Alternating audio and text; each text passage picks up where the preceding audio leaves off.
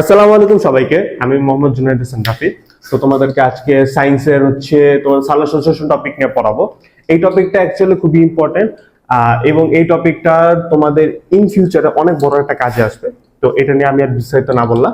তো যাই হোক, তো আমরা প্রথম যে টপিকটা পড়বো সেটা হলো উদ্ভিদের খাদ্য প্রস্তুত। এখানে দেখো একটা বিক্রিয়া জিনিসটা লিখছি। কেন বিক্রিয়াটা লিখছি? প্রথম কথা, আমাদেরকে জানতে হবে খাদ্য প্রস্তুতটা কিভাবে হয়। এবার আমি খাদ্য প্রস্তুত জানার আগে আমি তোমাদেরকে বলবো সালোক সংশ্লেষণটা মূলত কিভাবে তৈরি হয়। তো সালোক সংশ্লেষণ কিভাবে তৈরি হয় তা তোমাদেরকে একটু ডিসক্রিপশন দেই।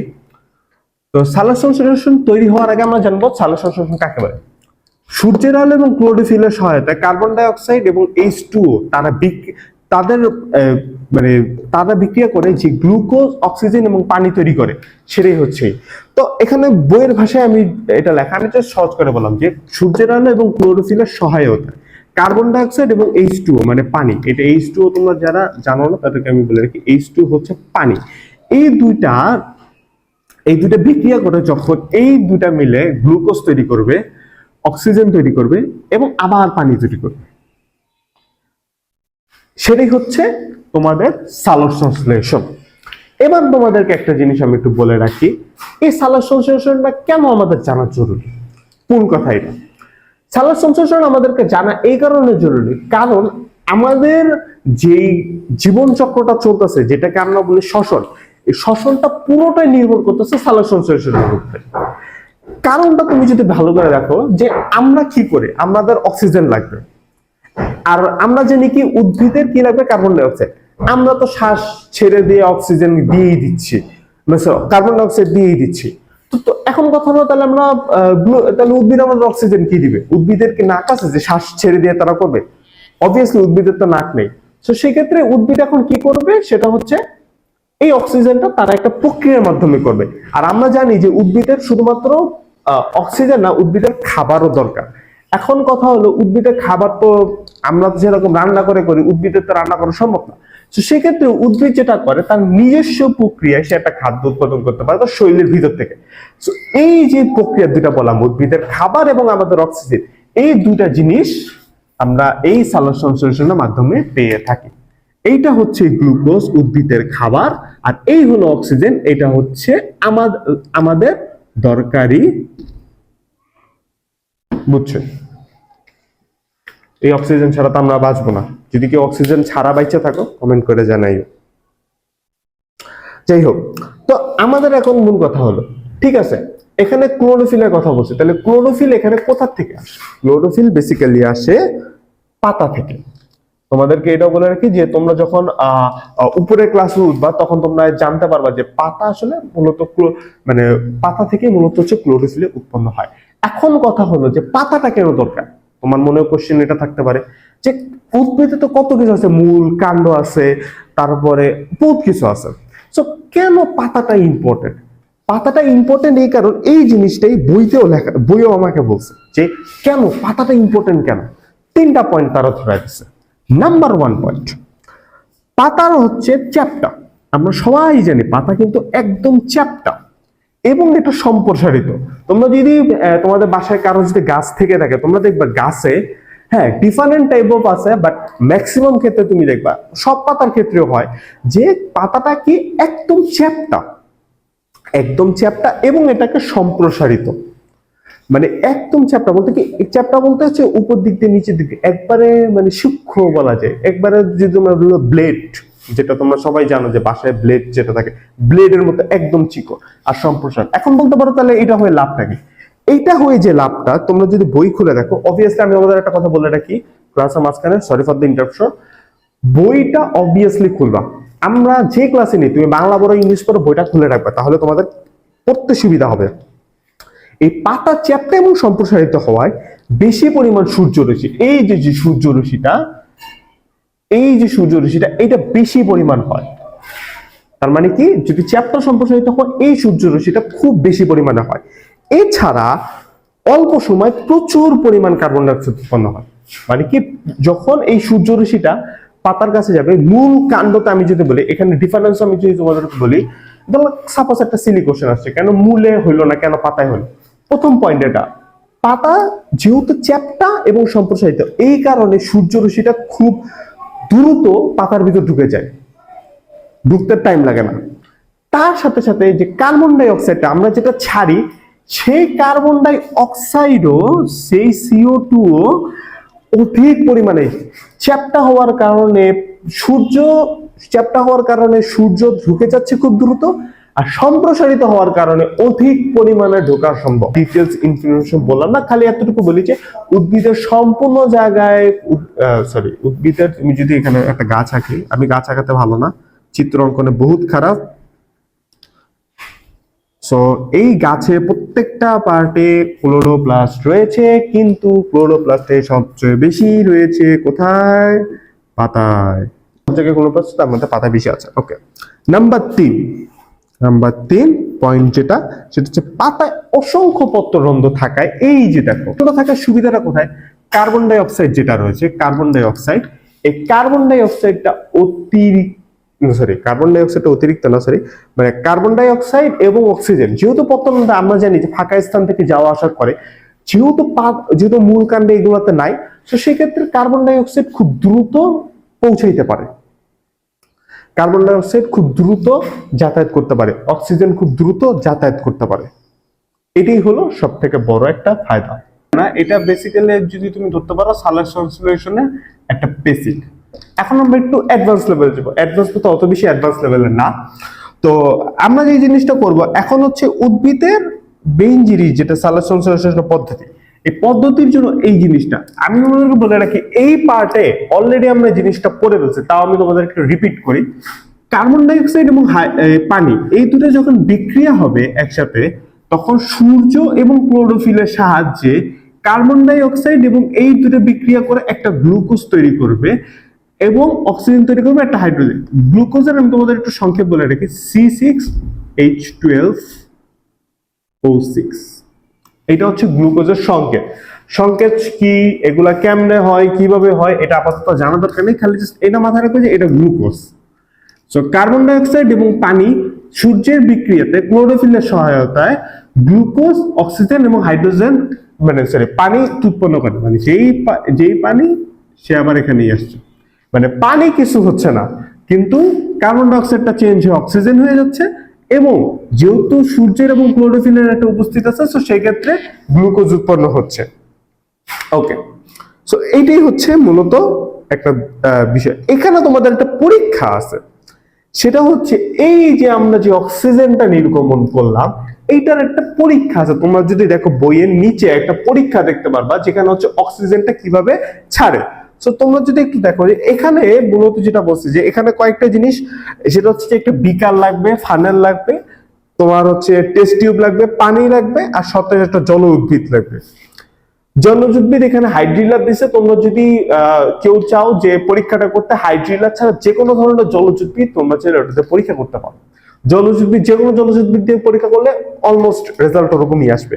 সো প্রথমে যেটা করবা সেটা হচ্ছে এই যে বিকারটা, এই বিকারের ভিতরে তোমরা প্রথমে হাইড্রিলাকে রাখবা। প্রথমে হাইড্রিলা যে উদ্ভিদটা, এরকম একটা উদ্ভিদ, এটাকে রাখলা, পরে এটাকে ফানেল দিয়ে একটা ঢেকে দিলা। আমি তোমাদেরকে আমি এমনি জাস্ট ডেমো আকারে দেখাচ্ছি যে এটা হচ্ছে একটা ফানেল দিয়ে তুমি ঢেকে দিলা। তারপরে ফানেলের ভিতরেই তুমি হচ্ছে করবা কি, এই টেস্ট টিউবটা উপরে দিয়ে রাখবা। একটু পরে দেখবা কি এখান থেকেই তোমার যেটা হচ্ছে বুদবুদ আকার একটা গ্যাস বের হবে, এবং উপরে যে গ্যাসটা থাকবে এটাই হলো অক্সিজেন। এখানে অনেক কিছু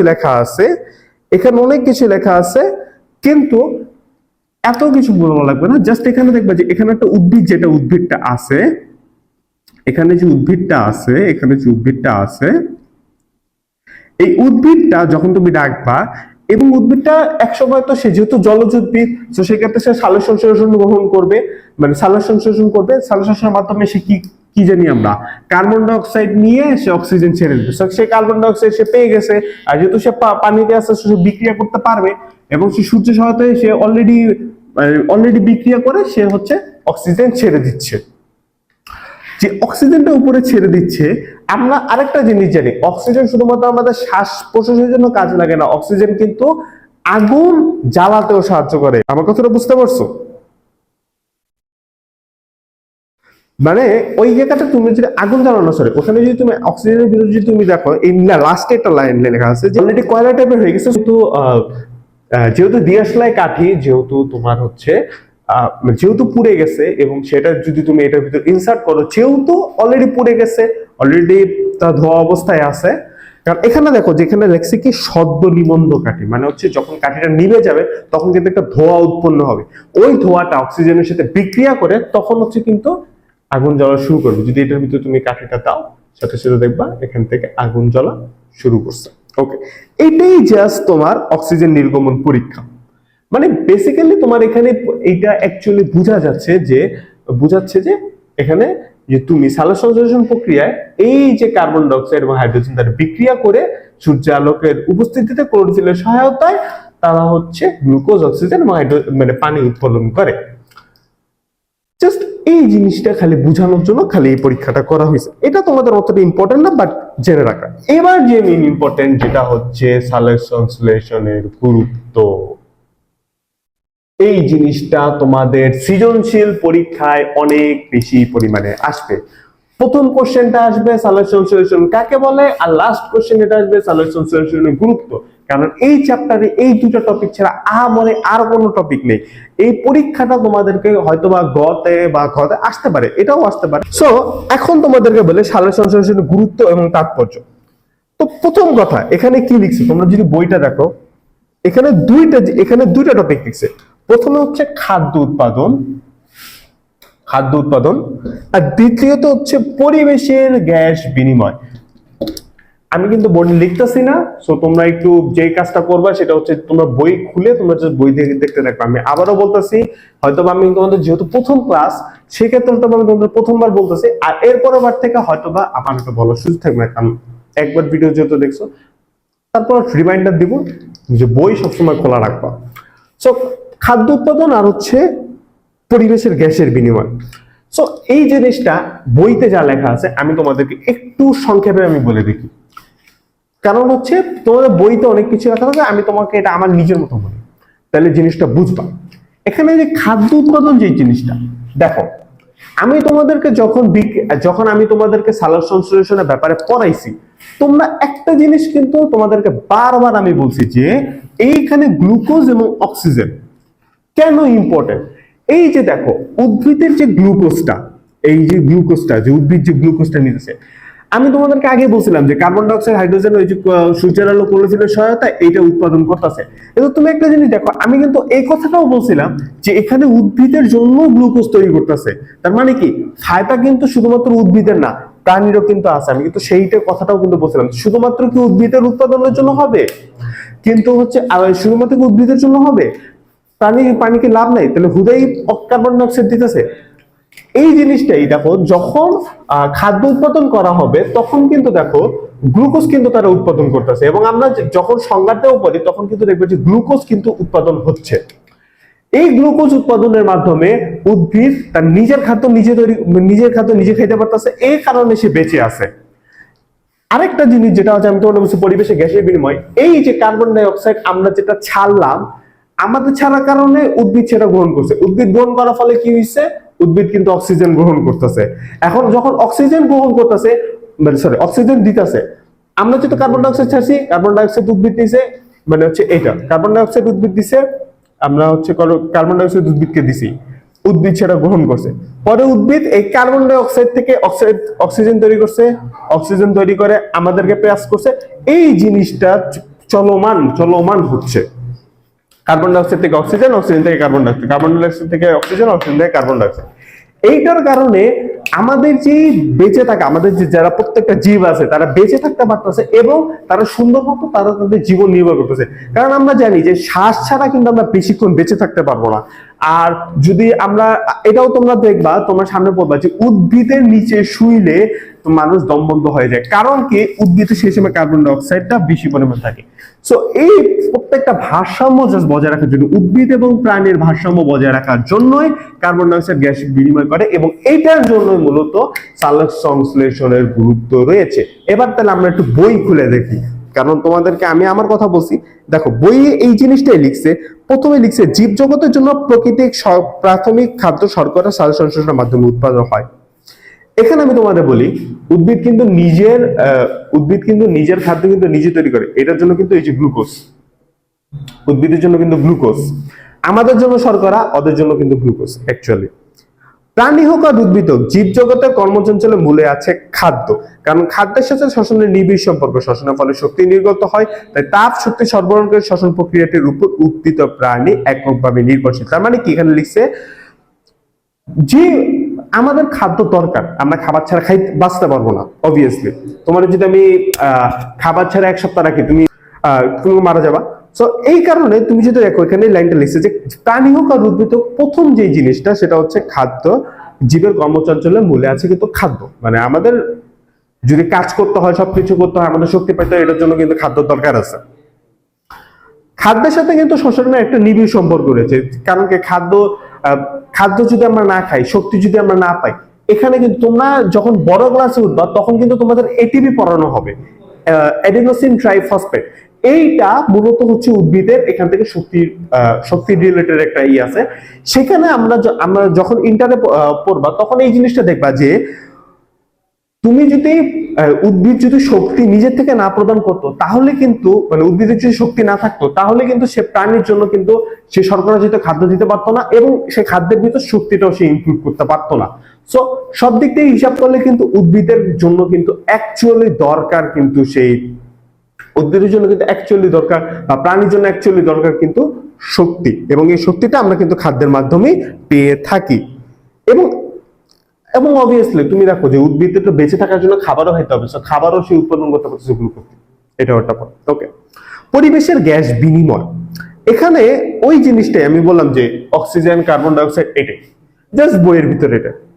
তো আমরা এই অধ্যায়ে কি শিখলাম? কার্বন ডাই অক্সাইড থেকে পানি গৃহীত হয়, গ্লুকোজ থেকে অক্সিজেন উৎপাদন হয়, শ্বাস প্রক্রিয়া, বায়ুমণ্ডল কার্বন ডাই অক্সাইড অক্সিজেনের ভারসাম্য রক্ষা হয়। ওকে, তাহলে তোমাদের পুরো চ্যাপ্টারটা আমি একটু সামারাইজ করে দিই। ওকে, প্রথমে আমরা যেটা পড়ছি সেটা হচ্ছে উদ্ভিদের খাদ্য প্রস্তুত বা সালোক সংশ্লেষণ কি, সালোক সংশ্লেষণের সংজ্ঞা জানছি, যে সূর্যের আলো এবং ক্লোরোফিলের সহায়তা কার্বন ডাই অক্সাইড এবং হাইড্রোজেন তারা হচ্ছে গ্লুকোজ, অক্সিজেন এবং পানি উৎপাদন করে।